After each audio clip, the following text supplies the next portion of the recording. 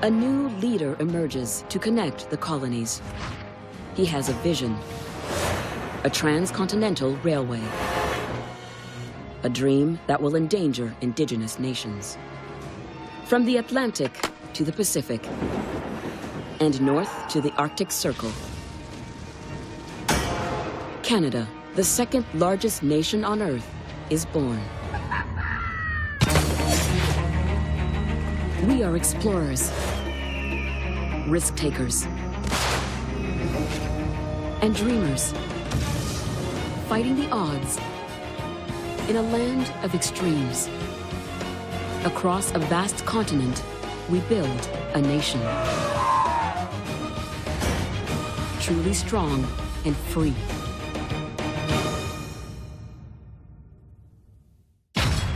June 1858.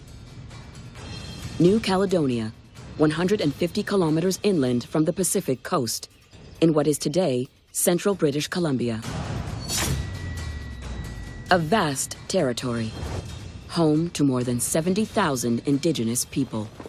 But since 1821, this land has been controlled by the Hudson's Bay Company.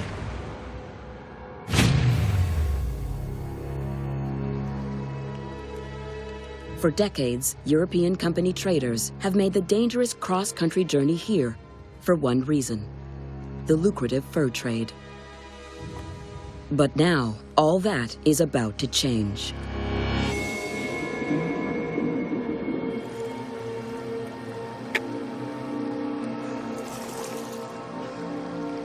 Gold! Boys, I found gold! Signs of it! I'm rich! The thrill of it, the excitement of it, is that it's just lying there, right? If you just dig, you can get gold out of the ground. I mean, how exciting is that? And in British Columbia, there's a motherlode. Gold, of course, was the allure that settled so much of North America. And the frenzy of gold in British Columbia is just extraordinary. Hudson's Bay officials try to contain the news of this precious find, knowing it will attract the very people they most want to keep out: the Americans. Throughout the history of the Canadian West, the fear was the U.S. would expand its presence. The Americans would come in, they'd pour in, and then it would be theirs.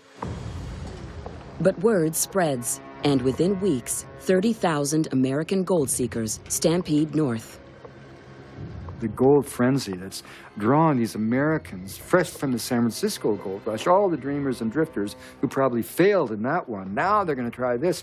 And they're kind of barbarians at the gate. Prospectors vie for limited space, desperate to be the one to strike it rich.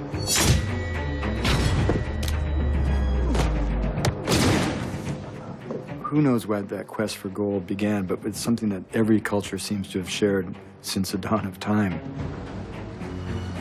Gold fever is called that for a reason.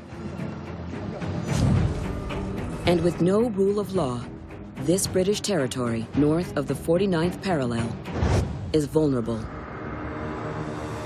Until one man shows up, determined to restore order and reassert control. Drop that weapon! In the name of the British Crown. Seize that man's weapon! Born in British Guyana, James Douglas comes to North America at age 16 and joins the Hudson's Bay Company. Disciplined and ambitious, he becomes the company's chief agent in the coastal West, but he has no constitutional authority. Douglas is on this impossible outpost that becomes British Columbia. He's in the midst of the madness of a gold rush. The whole thing is teetering in the balance. You know, this, after all, is it going to be British? Is it going to be American? Very quickly, Douglas takes charge. He devises a brand new set of laws and recruits a unit of British soldiers to enforce them. He declares British ownership of mineral rights and requires all gold seekers to purchase a license. There had to be that enamel confidence, and that's what Douglas had in spades. And also he had a true conviction that it was essential that kind of law and order be brought to this situation. And that was a conviction that, of course, was in the very fiber of his being. August 1858. Britain declares the region a formal colony, British Columbia, and names Douglas governor. Canada's eastern colonies now eye British Columbia as an even richer frontier and dream of easier ways to access it. But first, they must unify themselves. September 1864. Charlottetown, Prince Edward Island. The Premier of what is now Ontario leads a meeting of Canada's colonial leaders. His name is John A. Macdonald, and he has a vision for the future. The colonies actually needed each other. They recognized that the danger at this point was that Britain was losing interest in its British North American colonies that were proving to be very expensive to defend and finance. It takes 3 years, but on July 1st, 1867, Ontario, Quebec, New Brunswick, and Nova Scotia joined together in confederation. For the first time, you have not just a collection of provinces and geographical regions, but you actually have the sense that there is a nation here. The Dominion of Canada is born. Prime Minister Macdonald knows to be truly unified, we must be connected. The promise of a national railway is written into the Constitution. Macdonald was extraordinary for his time because he saw that this could be one vast country, and he saw that the railroad was going to be crucial to pulling it together. And this plan includes resource-rich British Columbia. So he makes a bold proposal. It was promised to British Columbia, if you join Confederation, we will bring a railway to you. And so that was one part of the plan. Macdonald sends out surveyors to the west to begin parceling out routes for his national dream. But this land has been home to the Métis and the Plains Cree for centuries. When we think of Indigenous people as being a part of Confederation, there was no such thing as that.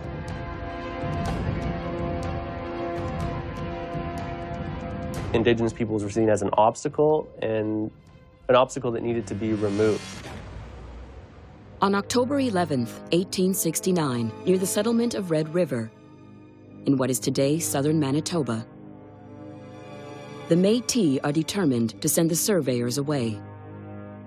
Leading the group is 25-year-old Louis Riel. Educated at a Catholic seminary in Montreal, Riel has seen firsthand the scale of settlement in the East. He knows what's coming.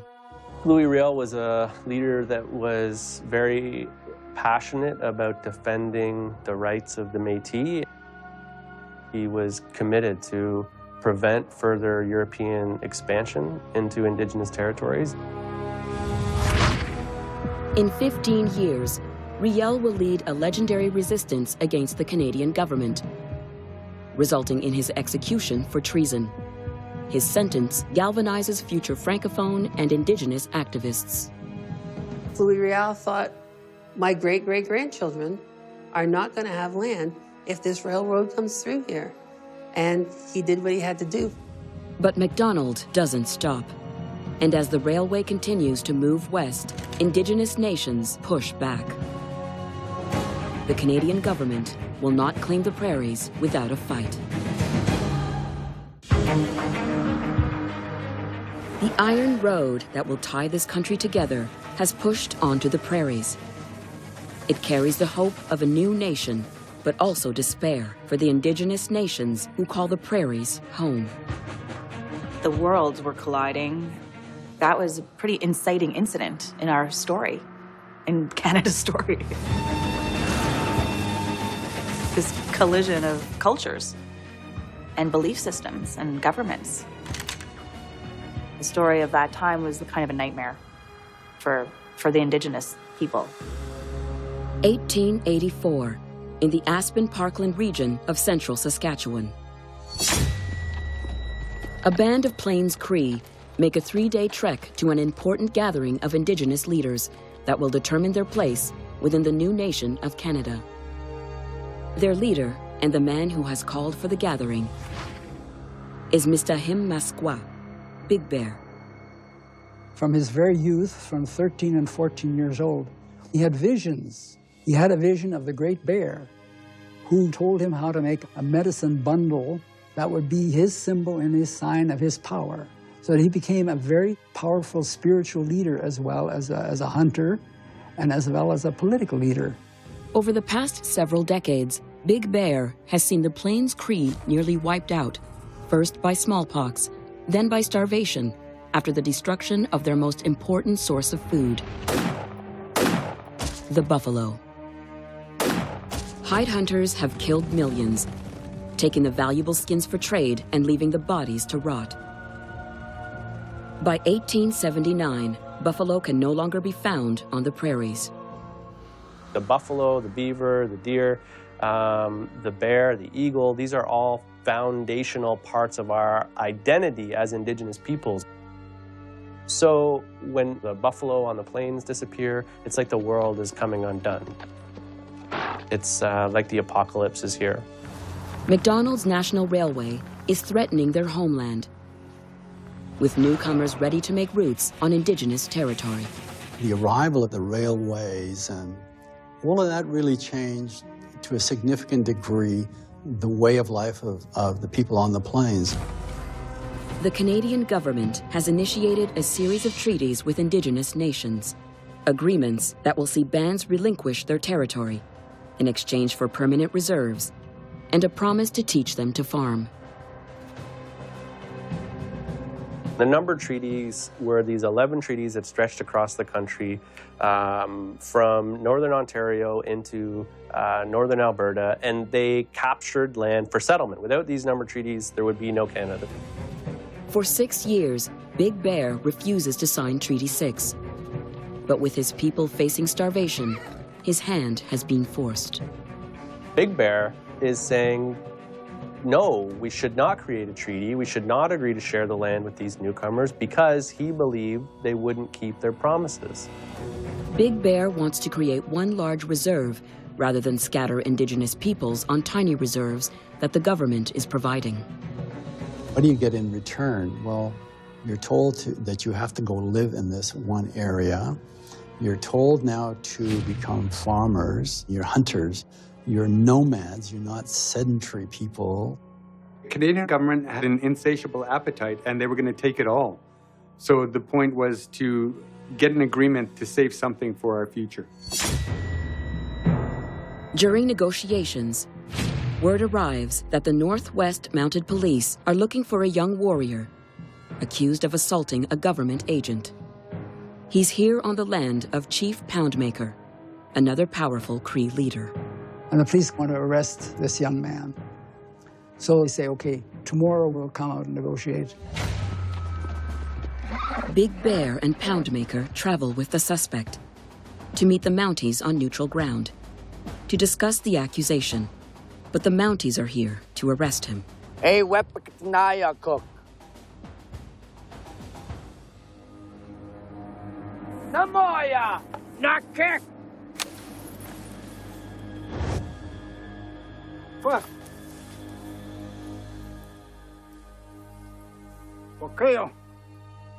Big Bear is able to, with the power of his personality, stop that aggression and talk it out, not shoot it out. Could have gone the other way, and there could have been a full-scale war with the native people, and it never happened because of Big Bear at that point.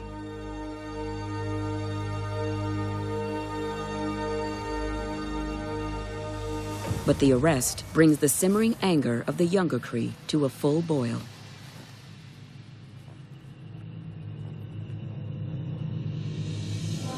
Big Bear continues to argue for peaceful negotiation. He knows the Cree can't win a war against the Canadian government. But even his own warriors have lost patience. Many ignore his plea for peace and decide it's time to fight. The younger warriors were trying to regain their glory the way they used to live, to mimic their fathers and their grandfathers, stories of war and raiding. And they still wanted to live that lifestyle because that's all they knew. In April 1885, Plains Cree warriors attacked 2 government supply posts. Big Bear tries to stop the violence. But at the Frog Lake Massacre, 5 settlers, 2 priests, and 2 government agents die.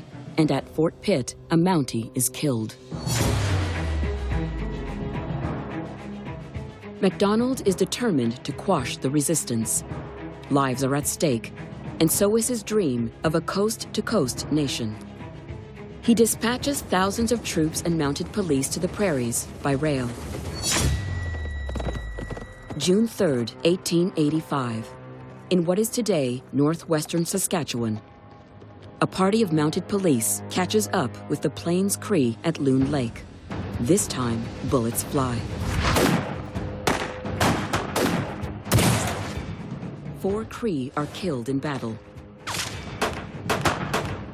7 mounted police wounded.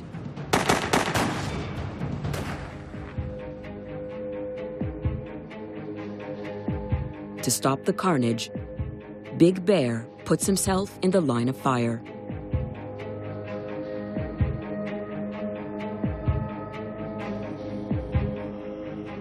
They say Big Bear put on his power bundle and walked between his people and the police.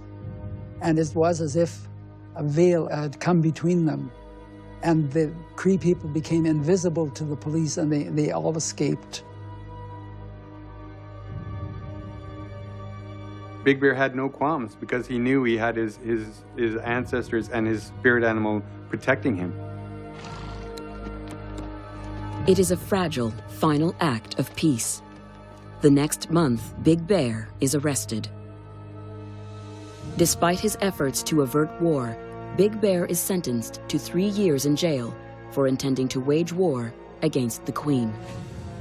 Though released before his sentence is over, he emerges sick and brokenhearted and dies soon after in January 1888. Terrible tragedy, terrible stain on Canada. And yet today, history tells us that these are the great figures. The bosses in Ottawa were wrong. The courts were wrong. The juries were wrong. These were the great people. These were the heroes. What people forget about Big Bear is that he was worried about the poverty of the people, the impossible treaty conditions that were being put forward. Big Bear is not remembered for this, but he was a man of peace.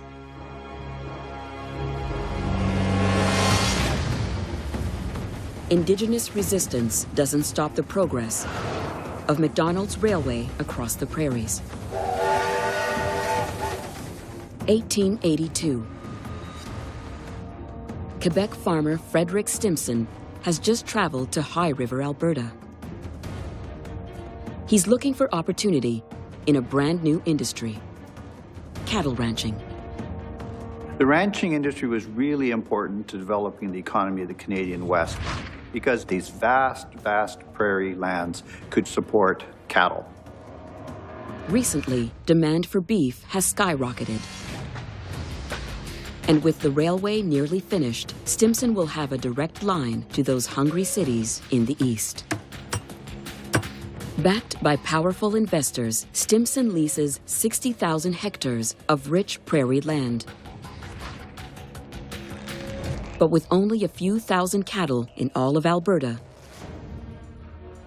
his Bar U ranch stands empty. Stimson arranges for the purchase of 3,000 head of top-quality cattle from Idaho, USA. There was no native cattle herd, and bringing the cattle up from the south was part of a good business plan. To bring the herd north, he hires a crew of American cattle drivers, including one unlikely cowboy who will become an icon of the Canadian West. 1882, in the Idaho foothills. A group of cowboys are driving a prime herd of cattle north to Fred Stimson's Bar U ranch in southern Alberta. If they make it, these animals will be the beginnings of a new industry. Cattle drives were an important way to move animals around the Canadian West, and the one that Frederick Stimson organized to bring cattle up to the Bayou was one of the very first. But Alberta is a grueling 1,200 kilometers away. And the cowboys must work around the clock.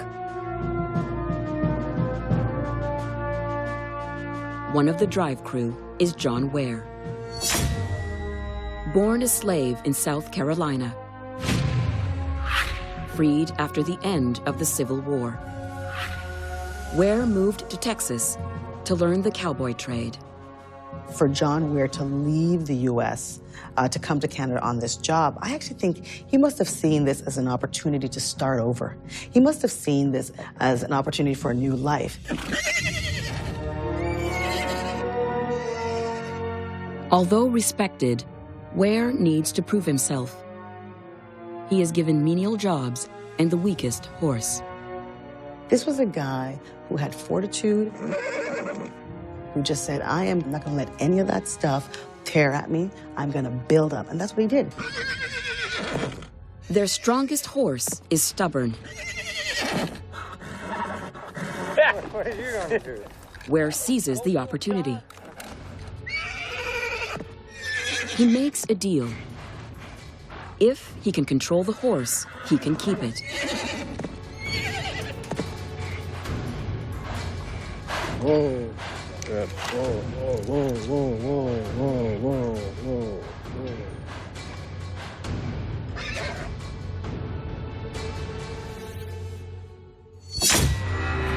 whoa. With a decent horse to ride, Ware proves to be a talented roper and herder.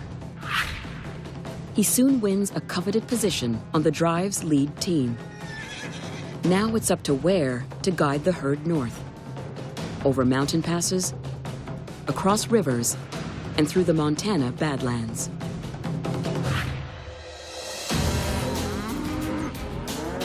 If you think of the entire task, 3,000 cattle, thousands of miles, probably through incredible weather conditions as well, it's probably something that no sane person would do. But I would imagine that somebody like John Ware would think of it as just, 1 mile at a time, 1 day at a time, and that's how you get jobs like that done.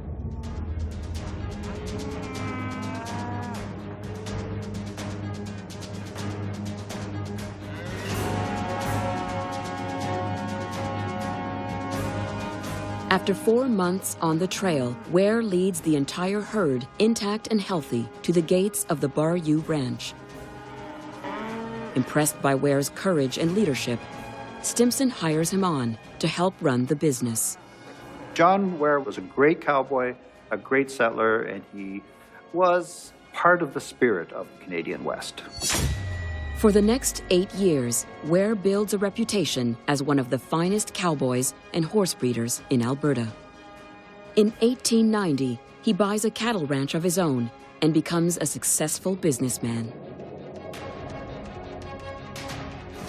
We know of Alberta, it's defined in many ways as cattle country, and it's a very powerful thing to see that, sort of an African Canadian was one of the first people to help create that industry.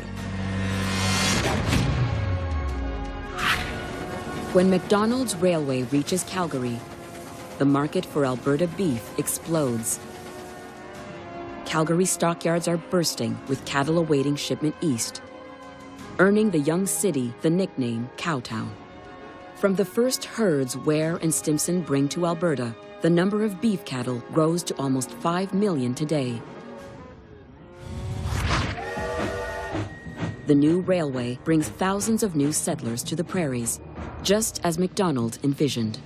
He saw that this whole vast area, if he could pull it together with the steel spine of a railway so that commerce went east-west rather than north-south, it could become one country.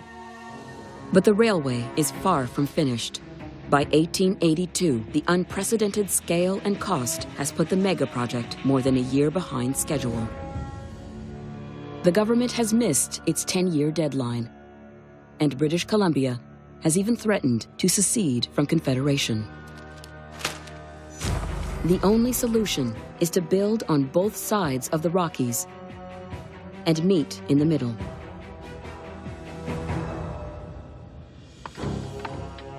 But the Canadian Pacific Railway is running out of money and workers. The CPR needed workers.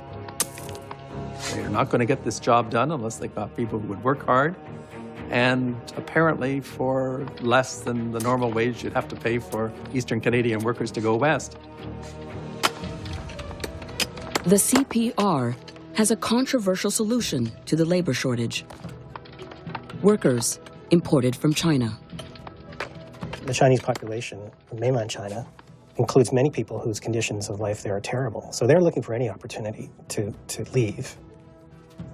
And one of the men charged with bringing them to Canada is an immigrant himself, Yip Sang. Yip Sang was an entrepreneur. He saw there was a chance to make money by bringing laborers who would work cheaply and work hard to build the great Canadian Railway.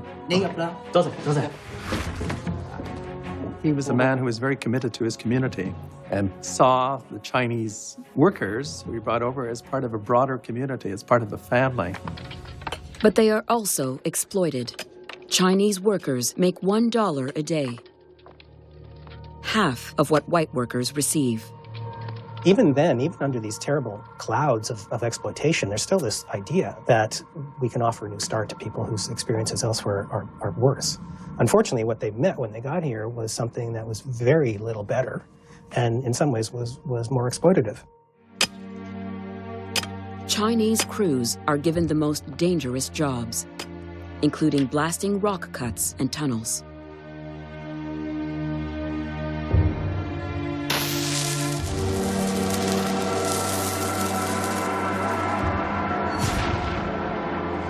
Exact numbers are unknown, but over 600 Chinese workers die building our national railway.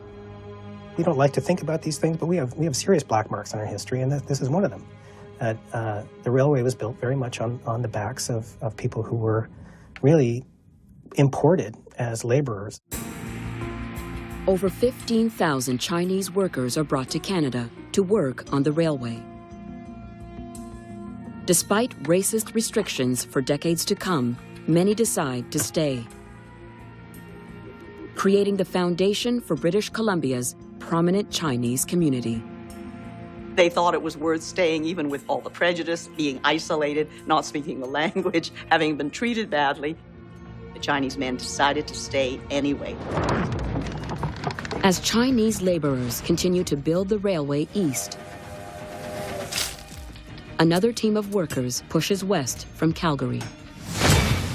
But before this monumental cross-country railroad is finished, more lives will be lost.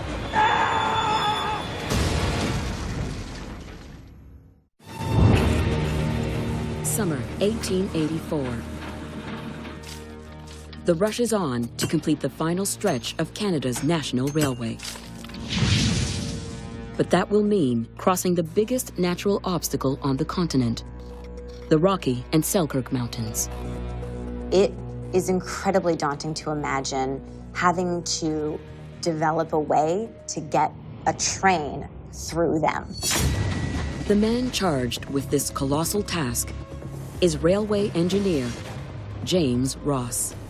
Building a railway through the Canadian Rockies was a massive project, and they chose well when they chose James Ross. He was an engineer, he had experience building railways in other parts of the world, and he was a man who could take on this task and complete it on time and on budget. Survey crews have spent more than 10 years trying to find the best way through the Rockies. To save time and money, they choose the Kicking Horse Pass. It's the shortest route through the Rockies, but it's also the most dangerous. At 1,627 meters, Kicking Horse Pass is a daunting climb. The idea that you could actually take a technology like railway, which in the nature of it thrives best on flat surfaces, and actually get it through there somehow. This is really something. By early August, the track has reached the base of Mount Stephen. Now, 3 of Ross's men will test a locomotive over the pass for the first time.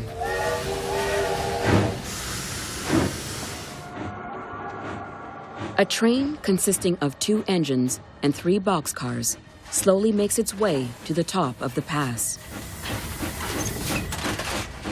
Going up is difficult, requiring twice the locomotive power needed on level ground.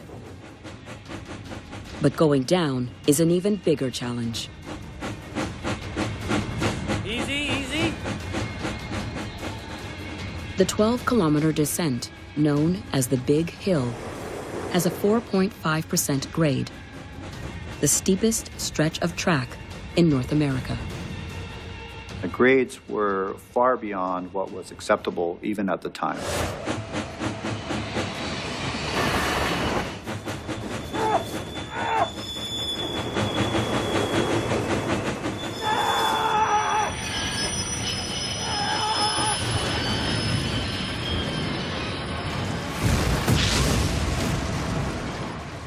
At the first corner, the locomotive jumps the rails and plunges 100 meters into the Kicking Horse River below.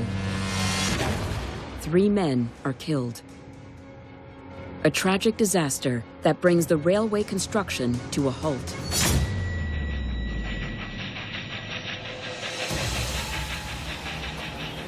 Ross immediately sets up new regulations limiting speed and introduces innovative braking systems on the pass. 3 side tracks, known as safety switches, are installed along the track and manned 24 hours a day. A runaway train can now be diverted uphill and stopped before it derails.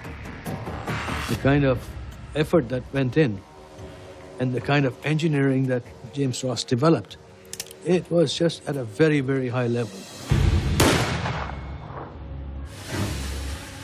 Ross's innovations will decide the fate of Canada's national railway.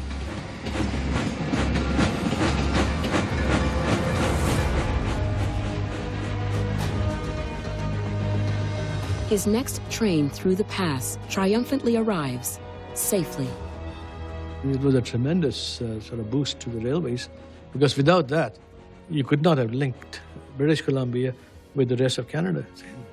So it was a tremendous sort of contribution.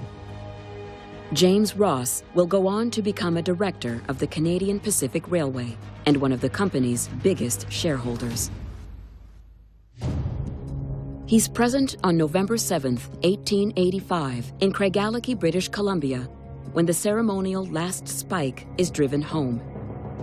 Not one Chinese worker is invited to attend. It's been 18 years since Confederation. Now, both coasts are connected by over 5,000 kilometers of railway track. The Trans-Canadian Railway is essential to Canada. That's when it became a nation. And still very tenuous, right? I mean, it's held together by these thin strips of iron. But it is an absolutely essential point in the history of the country. There is no Canada without the railway. East and west may be linked, but there is still one frontier, distant and forbidding, that must be secured to complete the dream of a nation, stretching from sea to sea to sea. Ask anyone that lives in the southern part of Canada, and that's most Canadians, what's special about Canada, and almost all of them will say the North. Even though they may never have been there in their entire lives, they know that the North is a magical place that is a part of who we are, and they value that. 1896, northwestern Canada, home to indigenous nations like the Tlingit, Tacony, and Tagish. On August 17th, a group of prospectors discovered gold in the Klondike River, sparking the biggest gold rush of all time, the Klondike Stampede. American prospectors descend on the area, so Ottawa rushes to give this region its own status within Confederation. They call it the Yukon. What happened was that when news of this extraordinary gold strike on the Klondike River finally drifted south, There was a mad stampede to get there. 40 years earlier, a similar frenzy almost overwhelmed James Douglas's British Columbia. Drop that weapon! It's happening again. The Yukon Gold Rush was kind of a free-for-all, and it was really important that the Canadian lawmakers establish some law and order. Most of the American gold seekers wind up in the new territory's capital, Dawson City. Dawson's population has exploded to 30,000. It's now Canada's biggest city, west of Winnipeg. Dawson City was said to be full of whiskey and women and gold. And yet it was actually different from any of the other mining camps that the west coast of North America had seen. Because it had the Northwest Mounted Police. The Mountie in charge is a 25-year veteran of the force, Superintendent Sam Steele. Sam Steele was a hero, and deservedly so. His larger-than-life personality in the Yukon Gold Rush was very important to keeping law and order. I wouldn't do that, son. Steele takes a hard line against all violence. He had made sure that it was Canadian law that was going to be observed in the North. And eventually, the Americans just backed off because they could see there was no point having a fight.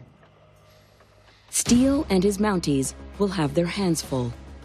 Over the next year, 30,000 people join the Klondike Stampede. Their courage and determination will define Canada's North, if they can survive the journey.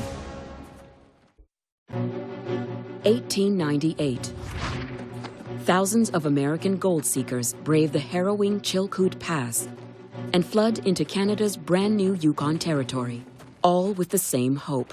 There are many stories of individuals who really felt that they could reinvent themselves and that these extreme conditions were part of a purge. But at the end of it all, there had to be some extraordinary find, some discovery. Is that Martha? One such dreamer is a former socialite from Chicago, Martha Black. She's on a quest to collect $1 million of Yukon gold, promised in a deceased friend's will. If Black retrieves it, she gets half. Can't stop. Traveling with her brother, they're more than halfway through the 3-month journey to Dawson City. Anybody who thinks our history is boring, try and live one day in the steps of somebody who said, I'm going to the Yukon, I'm going to pack all this stuff on mules. Recently separated, Black is carrying an extra burden, one even her brother doesn't know about. She's pregnant. They had to be men and women of such exceptional rigor and ability. At the top of the pass, the Northwest Mounted Police set up a checkpoint. They set up camp on the top of the ridge so that they could control who went into the Yukon. When they arrive, they learn the Mounties have a strict set of rules for entering Canada. Prospectors must bring a year's worth of provisions and leave their weapons behind. They were saving lives because there were so many people without any of the skills or the provisions required to survive in this really savage landscape. Welcome to Canada, folks. Black and her brother make it to the Yukon, but the trail to Dawson is a further 700 kilometers. After a grueling 30-day trek, Martha Black and her brother finally arrive in Sam Steele's Dawson City.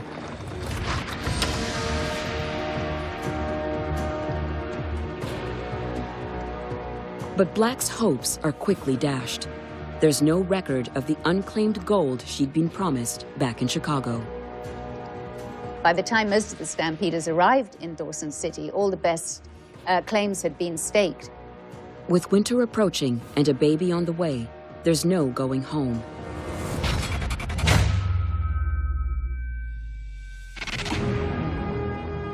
By spring 1899, Black has a healthy baby boy. She launches a new business, staking claims on Excelsior Creek. I determined I would not brood over my troubles. It is the pioneer spirit not to be overwhelmed by trouble, but to arise and go forth to meet it. She decides to make Canada her new home. The North forges us into something much stronger than we ever thought we could be. There is something about that windswept rock and those bent pines that give us this grit and determination that make us confident that we can move forward. Despite the gold rush ending in 1899, Martha Black remains in Dawson City. At the age of 69, she's elected as the federal representative for Yukon Territory, the second woman in Canadian history to serve as a member of Parliament.